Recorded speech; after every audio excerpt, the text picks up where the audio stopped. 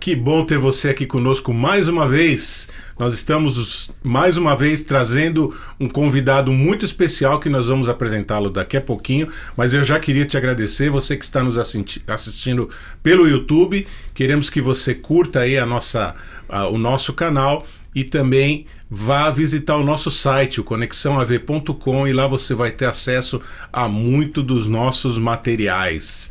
O nosso convidado vai falar daqui a pouco, porque eu quero chamar agora o Daniel Choi, que está ali na técnica e vai também dar o seu olá para os nossos ouvintes. Obrigado, Samuel. Que bom estarmos aqui de novo no Conexão AV, o podcast do audiovisual nas igrejas. Eu quero, antes da gente chamar o nosso convidado, eu quero falar dos nossos apoiadores. Primeiro, internetalvivo.com, seu evento ao vivo, plataforma para transmissão ao vivo pela internet. E temos também a PTZ Cam, câmera PTZ com atitude, o controle em suas mãos. Esses são os nossos apoiadores e agora eu vou chamar lá no estúdio o Paulo para apresentar o nosso convidado. Paulão, com você. Você tentou, mas não saiu o Kondratsky, né? Toda semana é assim, mas tudo bem. Ainda bem que ele não falou o apelido, né, Paulo?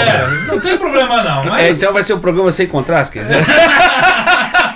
Mas eu ia perder a piada logo de saída, né? Mas eu não falei o seu sobrenome, eu falei São Paulo. Rolou uma reticência aí, mas tudo bem, não tem problema. É isso aí, pessoal. Hoje, mais uma vez, mais uma terça-feira, nós estamos aqui para bater um papo aí sobre o audiovisual. E vai ser um programa cheio de risadas, hein? Mas sem dúvida, sem dúvida. Pessoal, já reserva o refrigerante, a pipoca aí, que hoje vai estar imperdível. Hoje a gente vai estar com uma pessoa que realmente, assim, é uma honra, assim, é uma pessoa que no nosso meio é uma referência, um cara com conhecimento, com uma experiência, nada mais, nada menos que Nelson Bomilcar. Nelson, alegria estar com você aqui, Paulo, Samuel, abriu um espacinho na agenda para falar com a gente. Na Koinonia, esse estúdio produz Koinonia para todo lado. Você sabe que o Nelson, estando aqui, para mim é um grande privilégio, porque eu aprendi muito com o Nelson. O meu início de carreira como técnico de gravação, ou seja, o aprendizado que eu tive, o Nelson produzindo, não tem preço, viu? Nelson, uma alegria muito grande tê-lo aqui conosco, viu? Nossa parceria é para sempre, hein? Grandes técnicos sempre estão por trás de grandes músicos. É que na realidade, né, assim, nessa pequena introdução, nunca está na minha descrição. Você pode olhar em qualquer lugar, ninguém coloca, mas o meu coração sempre foi na produção.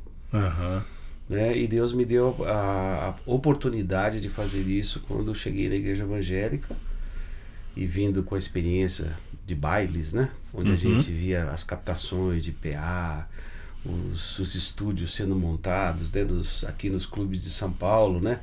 E todo músico ia na xeretar, né? O que vocês vão usar hoje? Que amps é que nós vamos usar? E é algo que é muito deficiente até nos dias de hoje, né? A produção, né? O que vem por trás de tudo isso, né, Nelson? E aí, vamos dizer assim, pela experiência de músico, as pessoas acabaram me confiando produções musicais, né? O que me ajudou a estabelecer, Paulo, vínculos muito importantes, mesmo que não foram assim duradouros, mas se eu contar o tempo de hora de estúdio, anos em estúdio, nesse tempo de convivência a gente acaba aprendendo muito, né? E recebendo a mentoria dos técnicos de som, cada um com as suas virtudes, com seus defeitos, com seus plenos domínios das suas mesas, periféricos e tudo aquilo que eles têm à disposição, né? Então nessa caminhada, a mentoria foi dos técnicos para um produtor. O produtor precisava encostar em alguém que conhecesse aquilo que ele tinha e o que ele podia tirar de melhor. Né? Então, a minha caminhada, que eu alegro demais, foi assim de ter passado boa parte da minha vida dentro dos estúdios e com os técnicos que Deus me deu a oportunidade de conhecer. Dentro da igreja e fora da igreja. Muitas madrugadas, né, Nelson? Nossa! Pessoal, eu quero deixar o meu testemunho aqui. Eu tive a oportunidade faz pouquinho tempo. Não vamos contar quanto. Anteontem. Eu fui assistir uma gravação lá no estúdio da Rua Veridiana. O técnico era o Edu Sider, grande Edu. Só um parêntese, esse estúdio Veridiana era o antigo estúdio RCA de São Paulo. E a produção, top. Quem estava fazendo a produção, nada mais do que Nelson Bomilk. Gente, foi uma aula para mim aquilo ali, que assim, eu lembro de coisas até hoje, não só questões técnicas, musicais, mas principalmente respeito e relacionamento entre equipe, entre produção, entre técnico. Aquilo ali para mim, assim, meio que mudou um pouquinho o meu conceito, o meu pensamento sobre gravações, né? Isso, assim, Paulo, Samuel e o próprio Choi sabe disso. Quando você estabelece um vínculo relacional, primeiro com o dono do estúdio, né? Então a história da RCA aqui no Brasil e em São Paulo em especial, né? Nas produtoras que produziam também os LPs e tudo, então você acabava conhecendo as pessoas que andavam por trás e depois estabelecer o vínculo com o técnico. Às vezes era o mesmo, às vezes numa mesma gravação 3 ou 4, e você tinha que ter essa dinâmica de respeito, perceber se o cara já não estava lá, já 6 horas de trabalho, depois pegava com você mais 8 horas. Já ia dobrar. Aí você tinha que montar outro esqueminha todo, né? E aí você vai perguntando sobre o que ele tem ali, ele vai passando conceitos para você. E isso ajudava, interferia demais nas produções, né? Aí eu posso abrir meu coração com os técnicos, né? Às vezes dava um pane total. Certo, Samuel? Queimar a interface de áudio no meio da gravação. E nós tínhamos que improvisar, um olhava pro outro e falava assim, olha, vai ser naquele básico, porque isso aqui nós não temos disponível agora. Entrou aqui, deu parafuso, só vamos poder resolver depois. E a gente fazia dentro das limitações aquilo que era possível. E Deus sempre... O produtor, né? Ele tem que ter aquela visão global da coisa, né, Nelson? Sim. Porque o técnico, ele tá ali concentrado no nível de gravação, né? Nos faders, nos botões de equalização e assim por diante. Já o produtor, ele, além de se preocupar com isso, mas aí vai essa relação de confiança com o técnico, né? Ele tem que se preocupar com os músicos, com os arranjos, né? Até com a alimentação do pessoal que passa horas no estúdio, né? Conta um pouquinho pra gente dessa sua experiência, como é que você foi ganhando essa bagagem, você do dia pra noite virou produtor? Não, como é que foi essa sua caminhada? Não. Bom, a primeira caminhada ela começou assim em casa. A gente produziu primeiras coisas em casa. Meu primeiro gravador foi um Grundig, 4 canais em casa de rolo. Muito bom, por sinal. E que pessoal, dá um Google aí. Isso, E aí que os LEDs verdinhos falavam assim, olha, estourou, não, volta aqui, né? Então, primeiro começou em casa, né? Depois nós íamos para um estúdio de um japonês que já faleceu também, amigo de mocidade, e era um Akai, 8 canais também de rolo. Akai 4000 ou Akai 4000 dB? Depende. Então, o aprendizado começou antes de entrar nos estúdios, né? Depois o primeiro estúdio que eu entrei foi um estúdio que o meu irmão me levou. Esse estúdio ele era na Lapa, de um guitarrista, do Edgar, amigo do Roberto, meu irmão mais velho, que também era músico, maestro, e onde nós fomos gravar jingles. O Edgar gravava jingles, era apresentador da TV Cultura. Você jogar lá, você vai ver o Edgar guitarrista e também produtor de diversos trabalhos de publicidade, né? Muito engraçado isso, que era um outro tipo de produção, né? Você tinha que fazer com respostas imediatas e assim, o cara, você gravava e talvez tivesse que voltar no dia seguinte para refazer, porque o cara que encomendou a publicidade tinha prazo para entregar. Olha, não gostei, tem que fazer isso aqui, muito bem, então ele foi ali. Depois, fora a experiência dos conjuntos de baile, foi num estúdio que ficava ali perto do quartel da Polícia Militar, lá no centro da cidade, e eu não me lembro até hoje que mesa de som que era, só sei que quando ele ligava parecia uma máquina de lavar, fazia Puxa vida. E aí foi alugado para para uma gravadora conhecida como Bom Pastor, que vocês devem conhecer, né?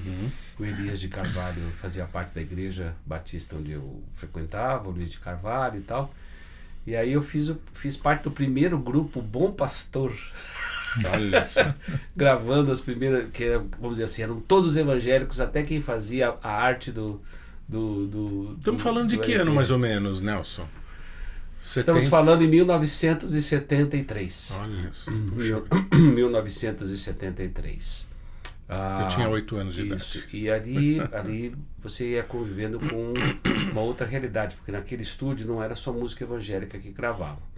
Então você percebia que quando falava que era gravação evangélica, eles colocavam quem? O pior técnico do estúdio. Se você falasse que não era de igreja, que fazia música popular e tudo, os caras na mesma hora colocavam o melhor técnico, né? Mas não se tinha muito respeito, né? Lamentavelmente, Era um preconceito isso, né? Um grande preconceito, mas era assim, era um trabalho que os músicos tinham o tempo todo, porque a produção era grande, principalmente não parava o estúdio, né? Pentecostal, Rua Conde de Sarzedas, eram muitos cantores ainda no estilo de Billy Graham, cantando em estádio, Edgar Martins, Luiz de Carvalho, né? Esse pessoal todo, Oséias de Paula. Era uma época, né, Nelson, Foi. que o tempo inteiro, tanto os técnicos cristãos quanto os produtores cristãos precisavam mostrar que eram capazes, não é? Isso, exatamente. E você, quando você ganhava o respeito deles, aí eles mandavam um técnico melhor, porque você sabia o que estava acontecendo, né? Não, pô, esse cara aqui falou alguma coisa certa, olha, pediu para afinar um instrumento, eu tinha ouvido absoluto, então sempre quando ia gravar uma sessão de cordas, alguma coisa, está desafinada aí o violino, os caras, pô, esse cara aí tá... Acho que entende alguma coisa. Então você ia ganhando credibilidade da pessoa, né? Porque quando você entra no estúdio depois com um técnico, você não vai ficar perturbando e ensinando o Padre Nosso ou Vigário. Você chega do lado do show, eu não vou falar para ele o que ele precisa fazer. Ele sabe muito bem, conhece muito mais a parte técnica, é um experiente, e com os outros técnicos que eu tive a oportunidade de trabalhar.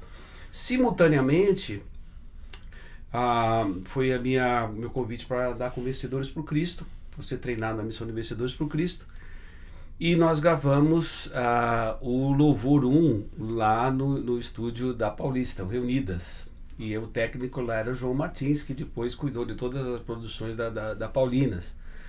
Você imagina a gente ir para o estúdio B, gravando o Louvor 1, e no estúdio A, quem é que estava gravando? Elis Regina. Então você estava no estúdio Reunidas e não vazava de um estúdio para o outro. Não! E era assim, você podia ouvir o que o outro estava fazendo, o que o outro tinha no estúdio. Às vezes você tinha que colocar um contrabaixo, alguma coisa, tinha o amp, né? Porque você conseguia fazer ainda puxando a sonorização com o microfone, no contrabaixo, né? 2 polegadas, você queria peso na gravação. Quer dizer, é tanta coisa que vem. E as salas, você que é um especialista na construção dos estúdios, as salas tinham uns pés direitos maravilhosos, né? E o espaço que você cabia a orquestra lá, você podia colocar cordas e fazer a gravação. Criava a ambiência que você precisava. A ambiência, né? Então, essa foi o primeiro estúdio. E o segundo estúdio, que eu acho que me trouxe mais aprendizado, foi o Vice-Versa, da Rua Alves Guimarães 170, Sá Rodrigues e Guarabira.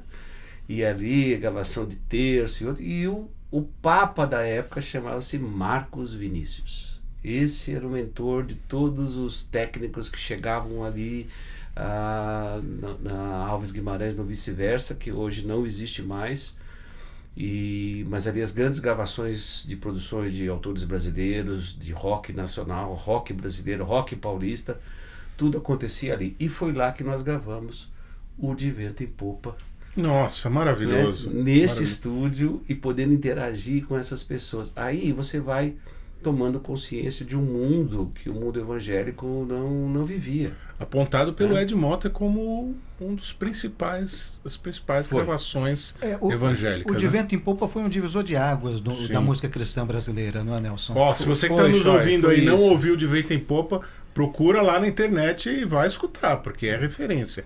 Nelson, é interessante, né, que algo que me chama a atenção dessa época aí, eu era criança, mas a gente estudou um pouquinho essa história, e sempre aquela controvérsia, isso durou ainda mais por praticamente 2 décadas, que a sonoridade dos discos brasileiros, não só evangélicos, discos no geral, não soava da mesma forma que os discos gravados nos States, na Inglaterra, né? Você que viveu essa época aí, você realmente sentia essa vou dizer qual é diferença? A primeira e por que realmente isso acontecia? A primeira referência é: no Brasil, os técnicos, ou chamados engenheiros, não eram engenheiros de som. Eles foram formados na raça. Aprendendo, vendo os outros a trabalhar. Não, isso aqui, puxa, isso aqui, essa dica. Lá fora, todos eles formados, todos eles com uma formação. Você fala engenheiro de som, era engenheiro de som mesmo. Então, só aí você já tinha... Quer dizer, você dava um Boeing para ele pilotar, você colocava uma das primeiras Soundcrafts que eu vi na vida, o cara sabia tudo que estava acontecendo lá. E eu ficava assim, né? Puxa, o cara bateu o olho, ele sabe exatamente no que tem que fazer. Roberto Marques, lá no Transamérica, ele sabia onde ele tinha que consertar, o que estava dando defeito, por que os agudos não estavam pedindo. Cara, eu olhava aquilo lá e falava assim, como é que esse cara consegue pilotar esse troço aqui? Né?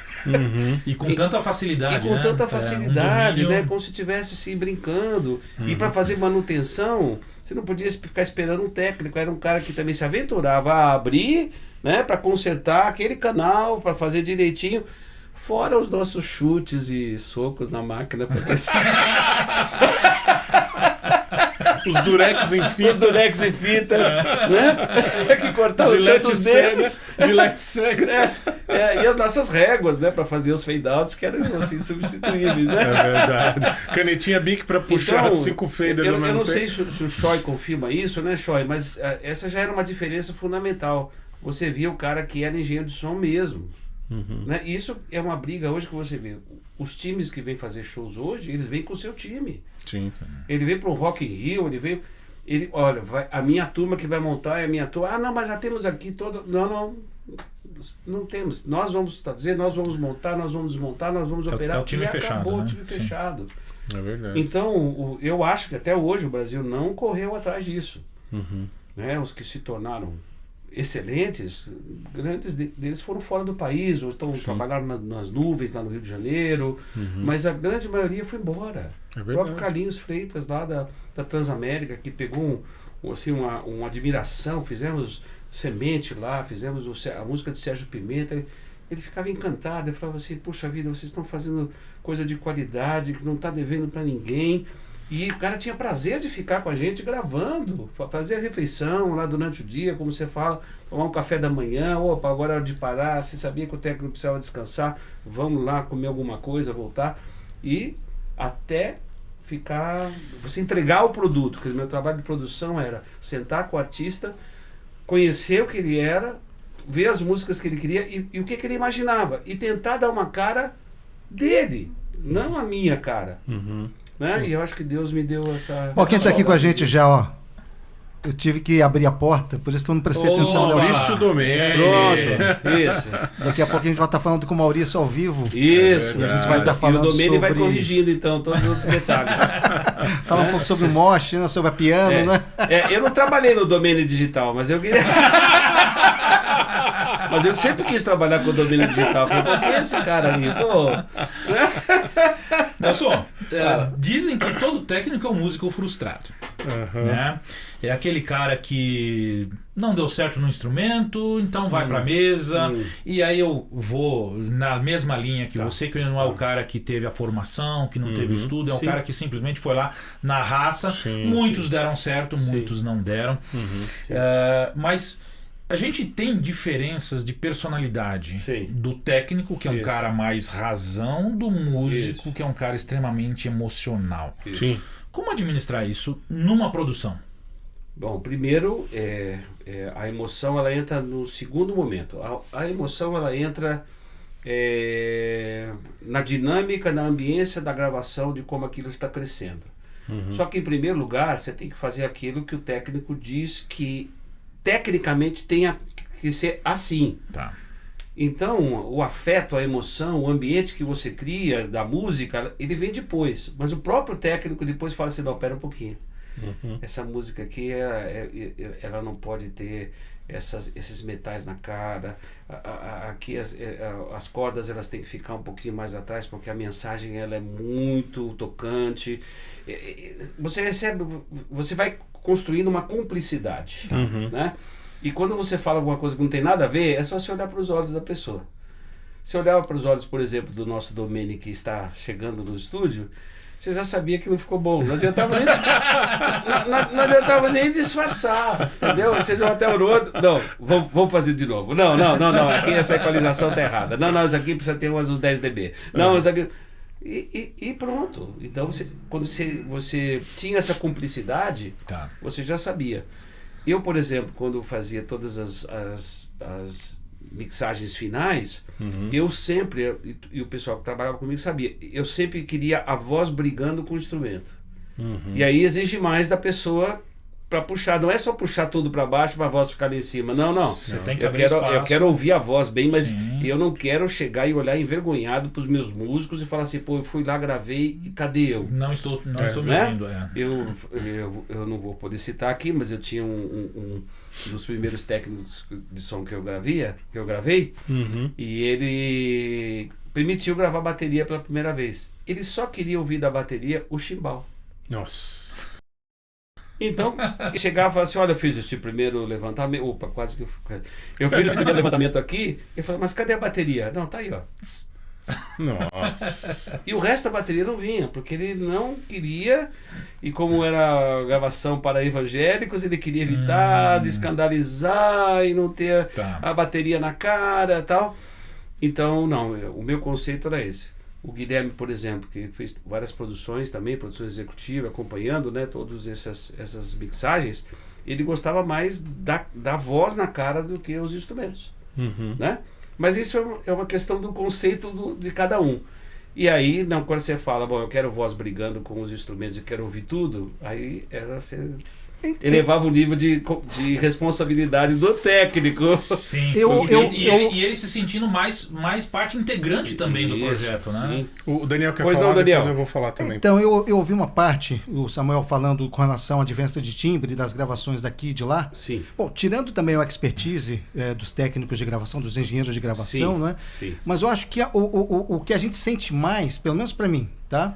Muitas vezes você coloca, é o timbre, é a gravação, mas não, eu acho que eram os arranjos. Também. Porque os arranjos lá, quando você ouve as gravações, você vê que os arranjos eles estão voltados para valorizar a tua voz, para valorizar quem realmente precisa estar aparecendo no momento da música. E aqui não, os arranjadores floreavam demais, faziam instrumento brigando com o outro, ou seja, deixando as vozes na maior confusão. E aí você dava a impressão de que não, é a gravação que é o problema, não, mas eram os arranjos. Não, ali ele estava afirmando o ego dele, né?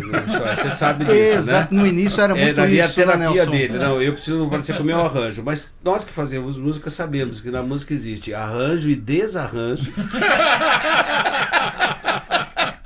O cara chega e fala, pô, fiz um arranjo na sua música, você olha, você não sabe se rir, você chora, você agradece, você pede disso. Mas, Nelson, eu acho o seguinte, eu tive algumas aulas com o grande Luciano Vassão sobre masterização. Sim. Né? Eu acho que até muitos trabalhos que foram, entre aspas, mal feitos, mal gravados, foram mal masterizados. Mal tocados. Depois até chegaram a um nível legal, aceitável, porque foram muito bem masterizados. Isso. Mas isso eu estou falando já de um período já mais à frente desse que você tá falando. Samuel, só um parênteses, aproveitando que você está falando de masterização, né? Uma das grandes preguiças, né? Que a gente tinha é que na mixagem, quando a gente fazia mixagem, deixa assim que na masterização corrige. Isso. E não era bem isso. Não era. Eu tô falando de um trabalho que já foi mal feito e não tinha jeito, já estava gravado, você tinha que masterizar e tentar tirar o melhor som possível daquilo. Com as ferramentas digitais, isso facilitou bastante. Não, e hoje você manda isso, você manda três conceitos de masterização para você escolher. Exatamente. Mas voltando para Assim trás, fica fácil, Assim né? fica fácil. voltando para trás, eu sempre considerei a música como uma espécie de matemática, né? Isso. Você tem ali uma relação sinal-ruído, você tem ali uma relação de níveis de instrumentos que você tem que trabalhar. E assim, vou discordar um pouquinho de você, Nelson. Não Eu tem normalmente eu não, quando mixo, eu não trabalho essa questão de estar ali no mesmo nível voz Sim. e instrumental, porque eu sempre acho que a voz deve aparecer um pouco mais, pouco, não muito, pero não muito. Você né? tem a mesma herança de 4 décadas. Não, mas assim, é tudo uma questão de gosto e estilo musical. Tem músicas muito percussivas, né, que a questão da voz muda completamente, né? Mas a música para mim é a matemática. Aí sim entra o que você falou, a emoção depois, né? A interpretação da pessoa que vai cantar, lógico, tem a interpretação do músico também no instrumento, mas o final é a voz. Essa é uma coisa que né? eu queria realçar. Que realmente é o que vai dar o toque final. É uma coisa depois, para masterizar isso, se estiver bem gravadinho, fica fácil. Nós viemos de uma geração, pelo menos a minha, eu descobri que não é nem X, eu vi outro nome outro dia, mas não era nem X ainda. De 64 para cá era outra coisa. Bom, que os músicos que não tinham experiência em estúdio iam começar a ter experiência no estúdio. É verdade, tem isso também. Então, o técnico batia o olho e falava assim, não vai dar para puxar o som desse rapaz aí. Mas é o pessoal que a igreja mandou, ou a pessoa convidou. É verdade. Os arranjadores, Domene, o Marcos Cavalcante e outros, eles já sabem a pessoa vai chamar para poder tocar aquele instrumento. Você chamava um baterista, você não conseguia tirar som do baterista. É verdade. Porque nas igrejas eles tocavam tudo, né? Você vê lá no vídeo de vencedores, eu tava lá com o algodão. E o pessoal que pedia para você colocar às vezes cobertor para não sair o som. Nossa. Então você vai captar o quê? Você vai ter que inventar. Hoje você inventa um som em cima do que ele tocou. Sim, hoje é mais Mas fácil. então, essa relação do instrumentista também com o arranjo, que vai tocar e vai ter a sonoridade que o técnico precisa, isso também hoje, as gravações evangélicas hoje, elas já têm esse cuidado, né? Sem dúvida. Nós vamos chamar o músico que toca e o cara que canta, né? Mas o estúdio, o home studio hoje quebrou um pouco isso, mas você não ia para o estúdio para gastar 30 horas para gravar com quem não tinha experiência lá, não ia sair nada. Era caríssimo, Eu tive uma experiência uma Não ia vez, sair nada. eu gravei um trabalho e para não desagradar o músico, nós gravamos a base toda, o dia inteiro, fazendo 10 músicas e tudo mais. Chegando no final, o produtor falou assim, Paulo, não desmonta nada, porque amanhã a gente vai voltar a fazer valendo, porque o batera a gente contratou, então... Por quê? Porque o cara que estava acostumado ali, segura o braço na igreja todo domingo, toda semana... não timbrava, não vinha nada, né? Então assim, vamos fazer e depois no final da gravação ele falou assim, nossa, olha que trabalho lindo que eu fiz, né? Eu conheci ele já deu esse depoimento, então eu posso falar. Meu querido amigo Kiko Fagundes, eu produzi o LP dele no Intersom, mas eu convidei depois ele para participar de uma faixa especial lá no Transamérica. Ele é concertista, tinha uma sonoridade maravilhosa, mas não tinha experiência de estúdio. Aí ele chegou, sentou, ele já falou, já deu esse depoimento umas 2 vezes. Ele tocou e não estava satisfeito com a timbragem que ele queria ao vivo. Mas naquela música eu estava lá dentro, no estúdio, estava com o Carlinhos Freitas e estava com o Roberto Marques, que era o cara que gravava Elis Regina. Referência. Bom, ele começou a insistir tanto, e não conhecendo os dois, ele começou a deixar assim um desconforto para quem estava na produção. Aí os dois saíram para tomar um cafezinho. Eu falei, Kiko, o cara que está levantando som para você é o que melhor levanta som de violão hoje no Brasil. Ele é o técnico da Elis Regina. Ele, meu amigo, por que você não me disse isso? E tu tá insistindo com um cara que sabe como captar e tirar o melhor som de você. Ele tá fazendo com 2 microfones. Ele quer pegar a sonoridade do teu braço, ele quer pegar a sonoridade do teu bojo e do seu dedo. Ele sabe o que está fazendo, por favor, né? E às vezes chega a pessoa fica arrumando encrenca com o técnico de som, porque ele quer uma sonoridade que não vai ter. Ele tem na cabeça dele lá e não confia no técnico. O músico que está acostumado a tocar para o público em geral, num teatro grande ou ar livre, quando entra no estúdio, realmente ele sente a diferença. E muitas vezes também o arranjo, o trabalho pede uma sonoridade diferente, que muitas vezes você vai conseguir não só no instrumento, mas em posicionamento de microfone, em quantidades, em distância, que aí entra a figura do técnico, né? Então, aquela coisa assim, você no estúdio, o dono do estúdio, ele vai tentar oferecer tecnicamente o que melhor pode servir o cliente. Aí você pede lá, ele vai, compra lá os 6 microfones AKG pra fazer tudo bonitinho pra bateria. Aí quando chega o baterista, ele fala assim, puxa, eu não precisava. Porque não vou conseguir puxar som daquela pessoa. Eu tive uma experiência não assim, vai conseguir. parecida, que eu fui gravar com a banda da igreja uma vez, num estúdio profissional. E o baixista estava acostumado a tocar com o baixo da igreja, lá um Giannini, né? Velhinho pra caramba. Mas a gente gostava do jeito que ele tocava, a gente achava que ele tocava bem, tirava um som legal do tremendão, né? E isso que quando chegou no estúdio, deram um Fender Jazz Bass pra ele, o melhor que tinha. Cara, não saía som daquilo de jeito nenhum.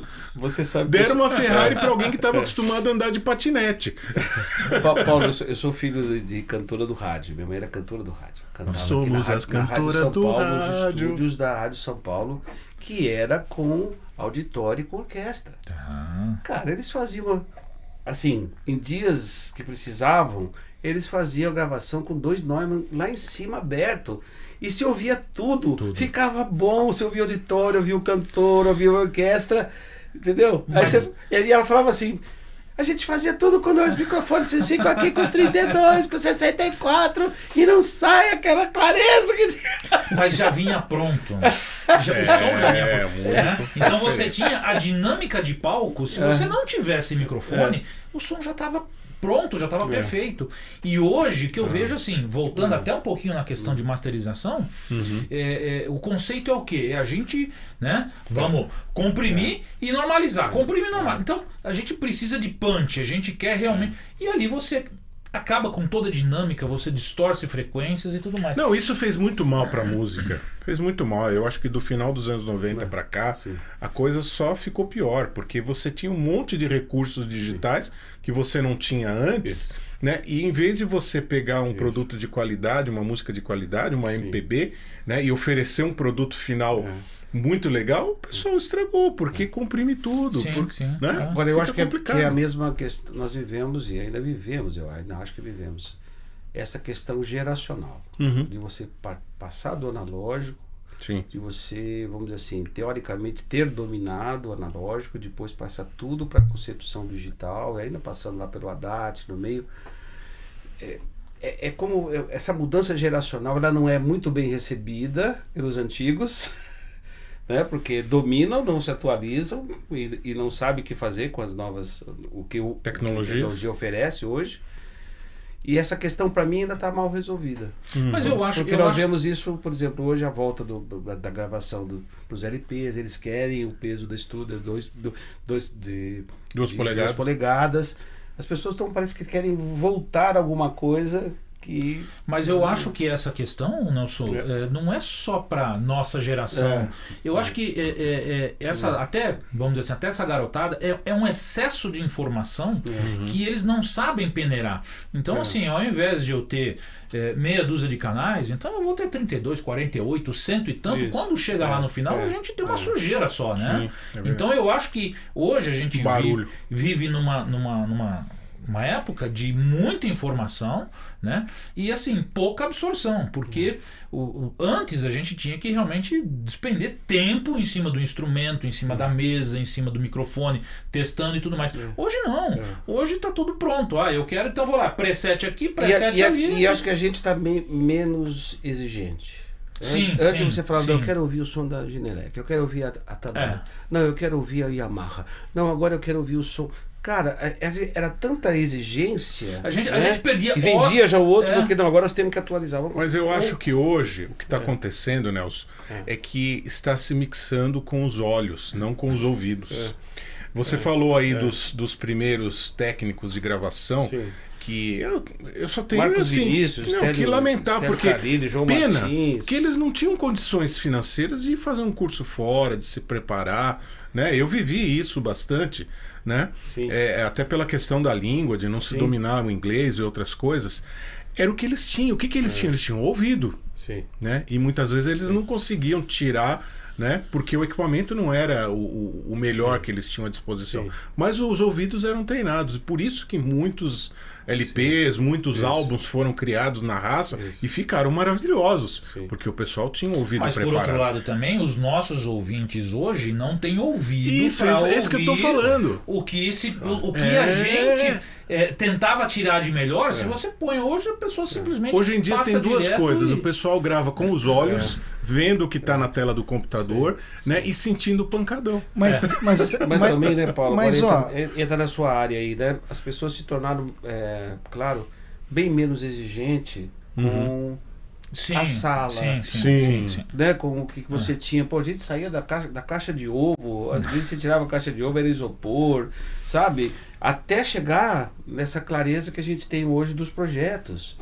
Mas o que as pessoas hoje querem mergulhar nisso quando nós temos tudo dentro de home Mas studio? ó, Pois não, estou provocando. Não, sim, tudo bem, eu entendo o que vocês estão falando, mas eu acho que hoje em dia, Sim. com o digital, a gente consegue timbrar muito mais fácil. Você Sim. ouve, na média, a qualidade das gravações, eu acho que não se compara. Você vê timbre de bateria. Sim. Tudo bem, você pode até questionar gosto musical. Sim. Mas em termos de qualidade de gravação, hoje eu vejo as gravações com muito mais qualidade do que antes. Mas muita coisa vem pronta, né, Choi? Sim, então, é isso que eu estou te falando. Você Sim. tem o digital te trouxe uma facilidade de você ter timbres, instrumentos já prontos, né? Verdade. De você pegar um microfone SM58 e simular Exatamente. um microfone Neumann ou um microfone valvulado. Eu não preciso trazer mais 24 músicos para o estúdio.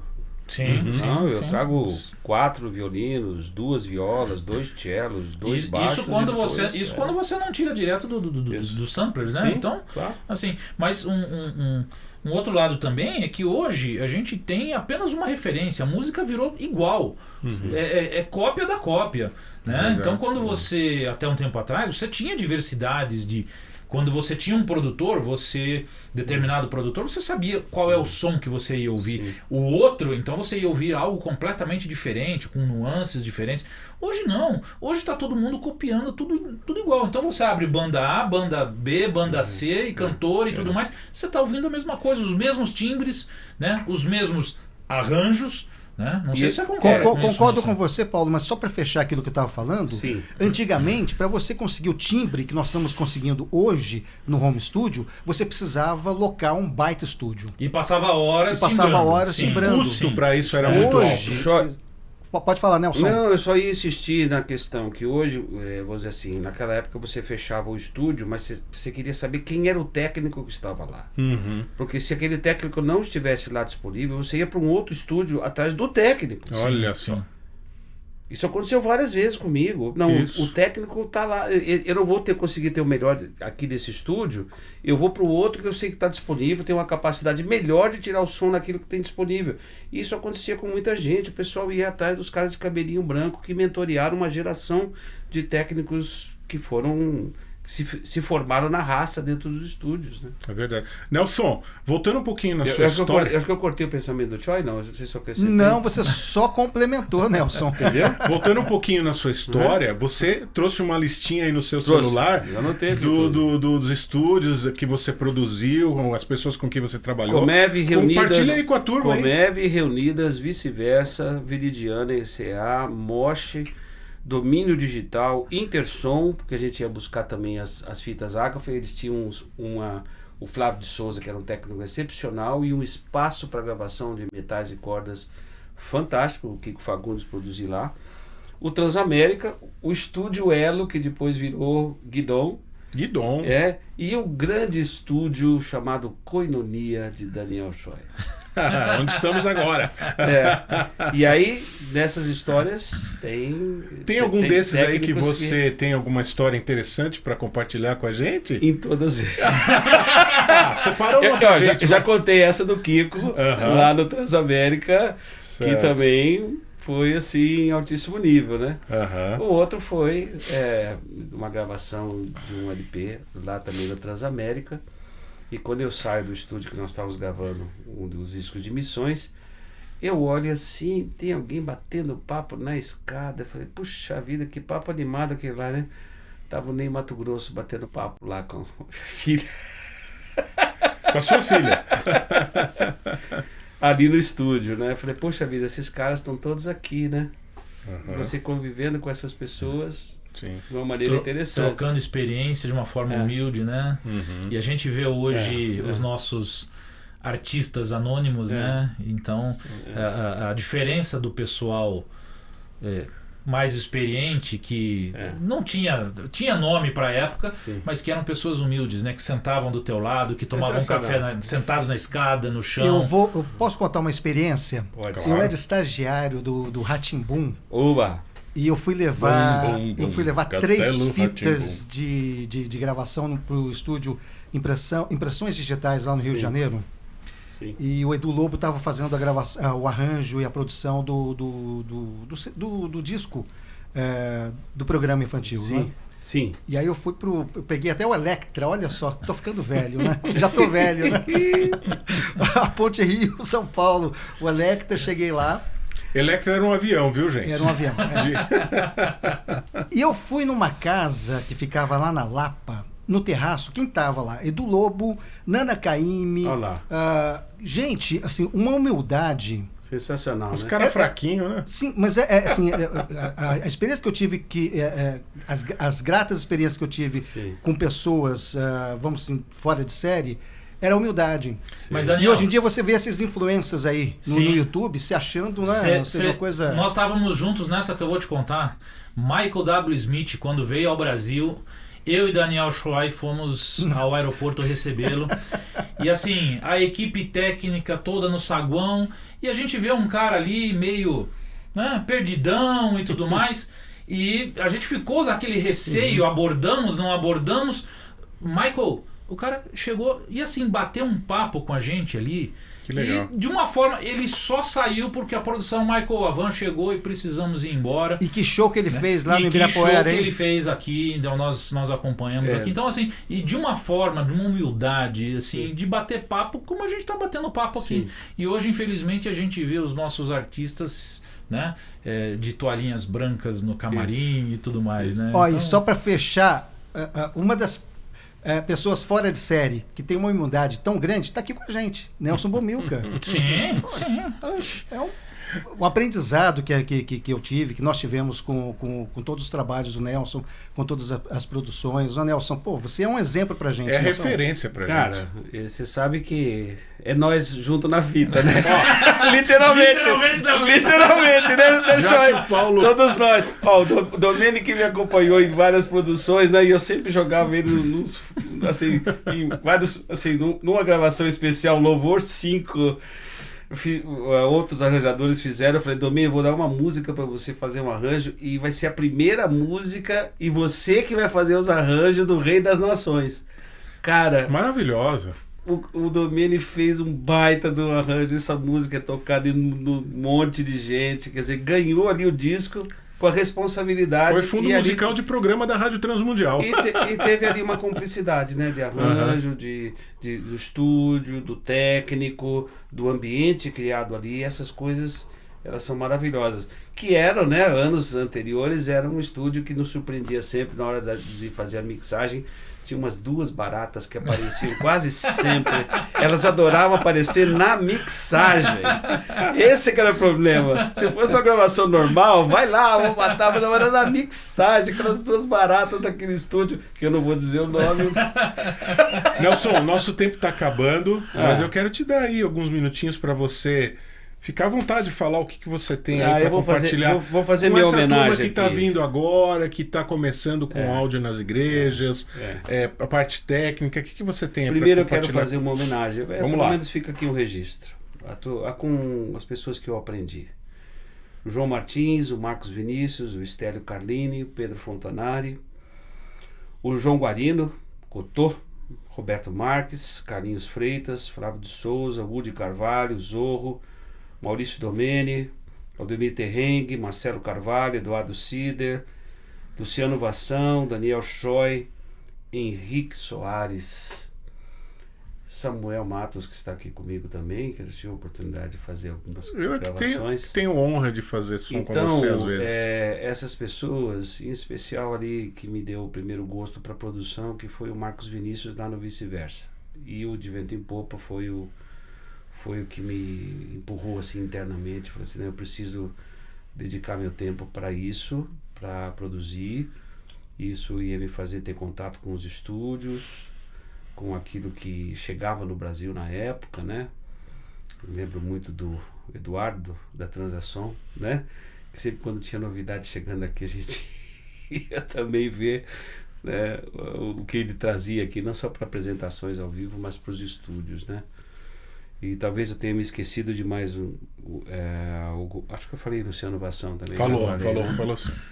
Então, prestar minha homenagem. São as pessoas que me mentorearam e que me ajudaram a essa caminhada. Esse ano eu estou fazendo 50 anos de ministério, o ano que vem 40 anos de ministério pastoral e de produção desde 1974. Você é jovem. O Paulo contou uma experiência, o Daniel contou uma experiência, agora eu vou contar uma experiência com o Nelson. A última vez que o Nelson esteve na minha igreja, né, eu tive a honra de fazer a mixagem da Confraria das Artes. Né? E, assim, foi maravilhoso, foi muito bom, né? Mas aquele negócio, com músicos bons, você não tem muito o que fazer na mesa. Você dá pequenos retoques para acertar a coisa. Terminado o culto, a banda da igreja me procurou. Samuel, você salvou a cena? Porque nós queremos o mesmo som que você fez pro Bomilcar pra gente. Eu falei, gente, eu salvei, tá salvo, sem problema. Mas não são os mesmos músicos. Chama ele pro próximo também, né? Então, eu tive essa honra, Nelson, de fazer esse som com vocês. E assim, a coisa vinha pronta. Quando o músico é de qualidade, é um músico profissional, o trabalho do técnico é simplesmente deixar transparecer o melhor possível que você pode do que a banda está trazendo, né? Obrigado. E é uma alegria saber que tem um programa como esse aqui, que vai ajudando essa geração a lidar com tudo isso, a lidar com os estúdios, a lidar com toda a parte tecnológica que nós temos hoje à disposição, a aprender a ouvir e ver as experiências que nós estamos tendo hoje, né? Também de gravação de muita coisa ao vivo. As pessoas falam hoje em assistir um culto, elas estão esperando assistir uma gravação de DVD quase todo fim de semana, né? E o nível de exigência ficou nisso, verdade, né? Verdade. E também continuar encorajando aqueles que estão trabalhando com home studio, que continuem a disponibilidade da internet de tornar suas produções, seu trabalho conhecido e reconhecido, que é um baita desafio para quem está em home studio, dominar a tecnologia para poder dar vazão à sua criatividade, né, Eu penso que antes da tecnologia a gente tem que dominar e aprender conceitos, cultura. E para isso eu acho que a gente tem que buscar referências. E eu acho que, Nelson, você é uma das maiores referências que a gente tem aqui no Brasil em termos de música cristã. Então, pessoal, vocês que estão aí nos assistindo, depois dá um Google lá, vocês que são os mais novinhos. Eu sei que tem muita gente da nossa geração, mas os mais novos, dá um Google lá, tá? Nelson Bomilcar, vocês vão ver quem é esse cara. Nelson, passa pra gente você tem um Instagram? Tem pessoas que Instagram, Nelson Bomilcar. Tô lá, Nelson Bomilcar, tudo direitinho. Fácil de achar. nelsonbomilcar.com.br, meu site, tá tudo lá direitinho. No Spotify você pode jogar lá um monte de produção que eu tô lá no Spotify também, né? Tá na RTM também? Na RTM ainda estou, o Samuel tá garantindo lá. Já quiseram talvez me não, né? Fazer uma mudança geracional, mas enquanto ele não sai, eu não saio também. Se sair, sai os dois, né? Pessoal, Obrigado pela Valeu. companhia. Nelson, cara, uma honra ter você aqui com a gente. Obrigado mesmo. Alegria. Tá, por compartilhar a tua experiência, teu tempo com a gente. E assim, como sempre, a gente aprendendo a cada minuto. E passou né? depressa demais, né? Putz. Tudo que é bom termina rápido, né? Mas Tinha assunto aqui para 2 horas e é a meia. chance para ele voltar, né? A gente gravar mais uns 2 ou 3 aí. Com certeza. Sim, Tá bom? Pessoal, obrigado pela companhia, obrigado por estar com a gente. Valeu, aí todo Choi, esse valeu, tempo. Samuel, Obrigado, valeu, Paulo. Nelson. Toda Obrigado. terça-feira, 8 horas da noite, nós estamos aqui. Se você já é inscrito, não esquece de habilitar o sininho que você vai ser avisado para o próximo programa. Até a próxima terça, pessoal! Valeu, Abraço. pessoal. Um grande abraço. Tchau, Tchau, tchau. tchau.